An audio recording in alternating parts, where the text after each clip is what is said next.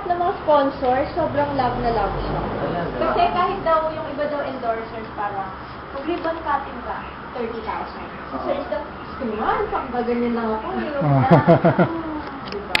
Ngayon, 2 a.m. si texting. Pinuha her profile. Pero bukas na natin pag-usapan. 2 a.m. na, gusto matulog. Kapag sige na, text 4 a.m. Okay na ba? Pumayag ka na. Sige, natin na natin. Tapos, tinuro ko sa kanya yung link. Tapos, kinuna namin siya na nag-YouTube. Para kunyari, sa story na nanonood siya.